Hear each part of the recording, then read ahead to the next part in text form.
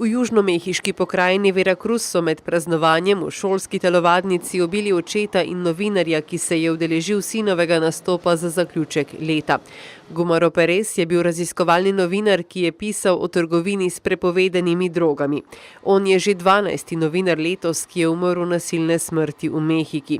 Organizacija Reporterji brez meja je poročala, da je bilo letos po vsem svetu ubitih 65 medijskih delavcev, vključno s 50 profesionalnimi novinarji. Po poročanju je Mehika ena izmed najbolj nevarnih držav za novinarsko delo. Bolivijski zdravniki in zdravstveni delavci so v torek stavkali na ulicah La Paza.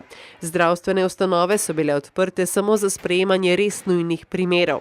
Zdravniki so bili oblečeni v bele halje in so želeli priti do vladne palače, kjer so zahtevali srečanje s predsednikom Moralesom.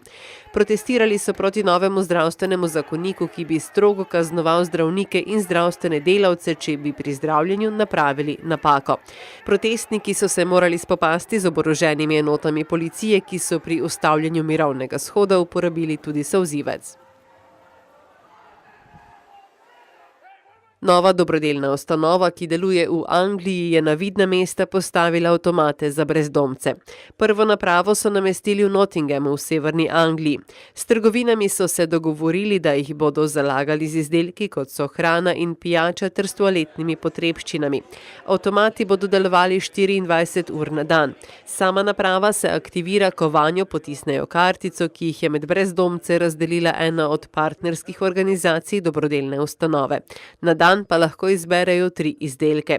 Dobrodelni načrti predvidevajo postavitev novega avtomata v Manchesteru z januarjem leta 2018. Prav tako pa širitev v London, Seattle, Los Angeles in New York. Skupina pingvinov se je dobro prilagodila svojemu novemu domu, ki so ga poimenovali Penguin Island. Sedaj je to njihov nov dom v mestu Harbin na severovzhodu Kitajske. Čeprav so pravkar prišli v njihov nov dom, se majhni pingvini ne bojijo, ampak so se presenetljivo dobro navadili na novo življenjsko okolje.